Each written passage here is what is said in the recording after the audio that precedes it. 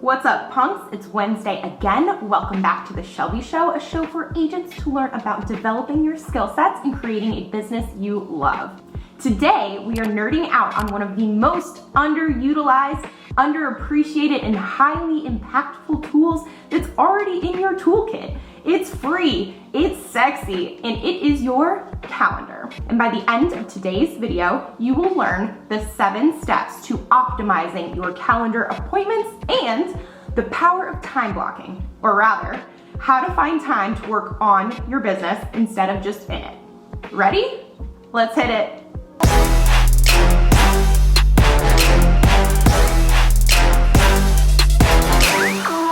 Have you run into those people who seem to do it all? Like they personally had 12 closings last month, set up 3 Airbnbs across the country, worked out twice a day, volunteered 6 times at the soup kitchen, and went on a 5-day cruise to the Bahamas. Like, how? The answer is simple. They used their calendar. That's it.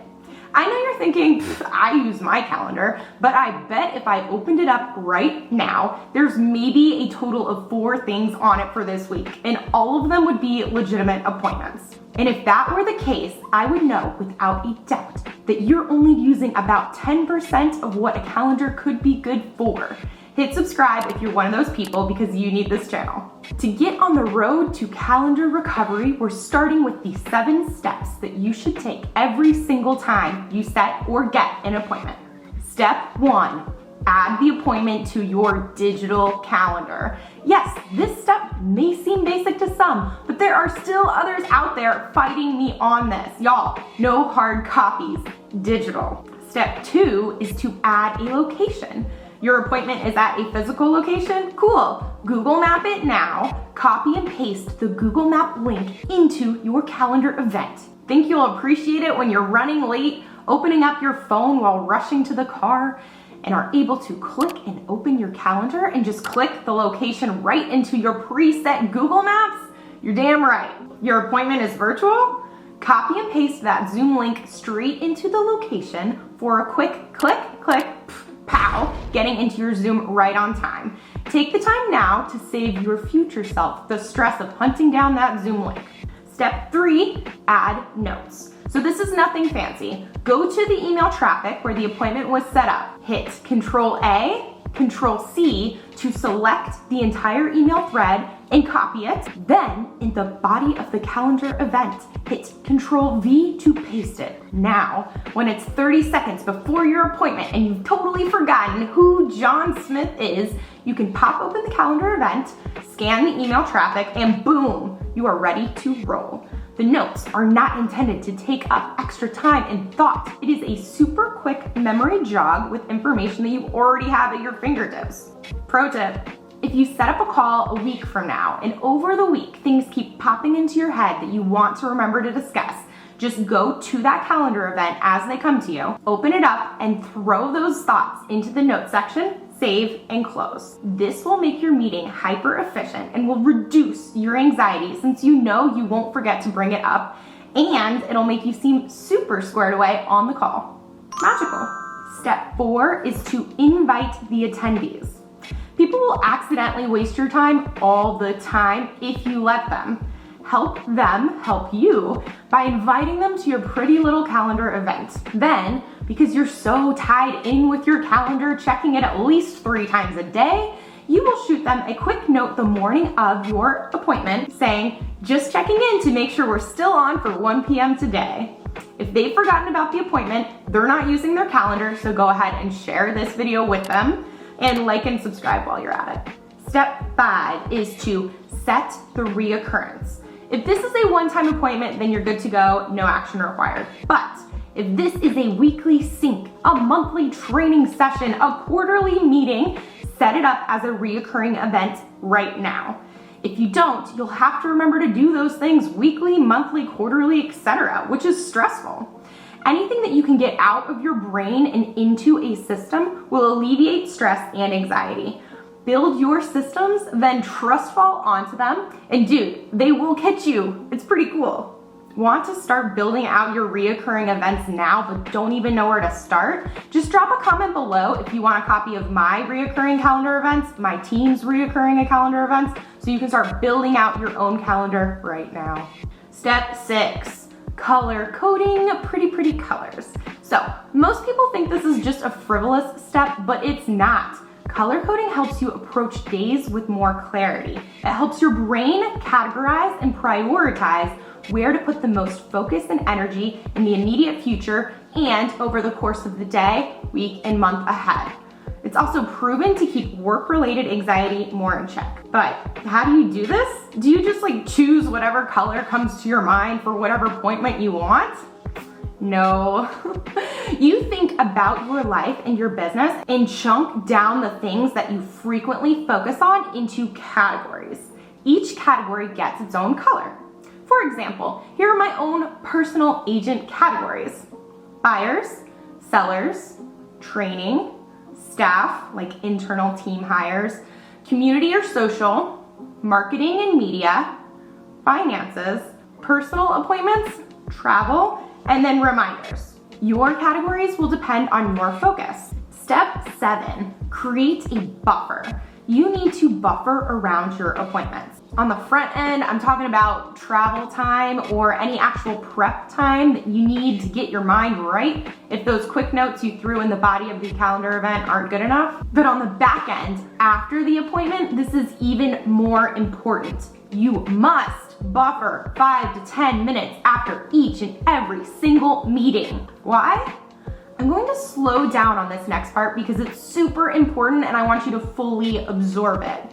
There are always follow-on actions that you need to be doing after an appointment, such as updating your calendar with future appointments that you just set up, updating your to-do list with anything that you owe the person you met with in that future meeting. And if those to-do list items will take a large amount of time, you need to time block on your calendar to make sure you set aside enough time to complete that work before your appointment. You also might want to send out a recap email to everyone that was just in that appointment to make sure you're all on the same page, or uploading the tool that you promised to share with everyone. If you jump right into your next appointment and don't take the time to implement the way ahead from your last one, you might as well have just bailed on the appointment entirely because you're totally wasting your time and everyone else's. Hit subscribe if you've learned something so far. Okay guys, now that you understand these 7 steps for every appointment you set on your calendar, you are ready for the power of time blocking. Or rather, how to find the time to work on your business instead of just in it. Okay, first things first, we have got to buy into the idea that your calendar should be used for more than just appointments. It is now a planning space and a working space. It is how you get shit done. It is everything. What do I mean? Well, right now, you likely have a ton of really important things that you know you need to do, but you don't have time. Every day, you think about how you need to do the things, and every day is a shit show of sorts, and by the end of the day, you are left wondering when you'll ever have time to do the things. But you won't ever have time unless you do something about it. And that starts with using your calendar to build out your future.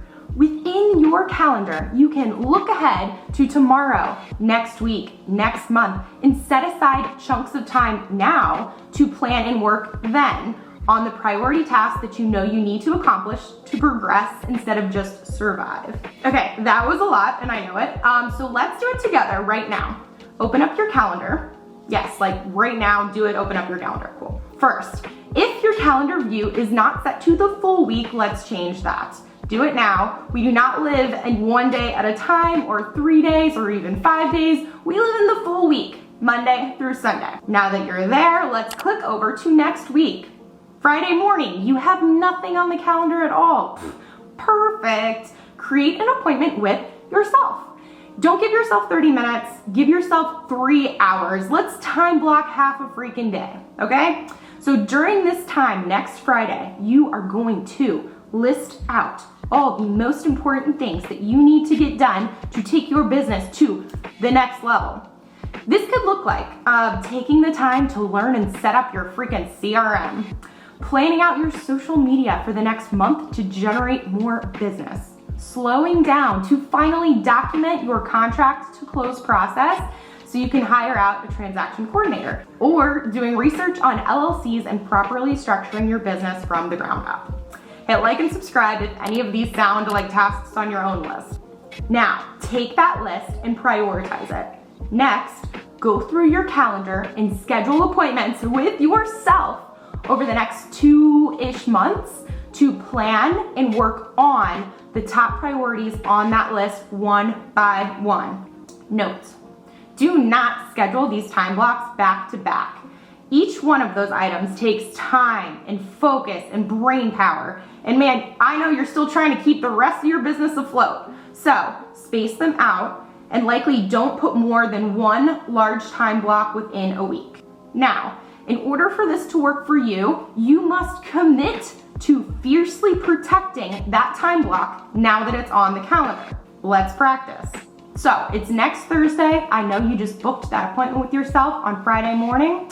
It's Thursday afternoon and a buyer calls wanting to see a property at 9 a.m. Friday morning.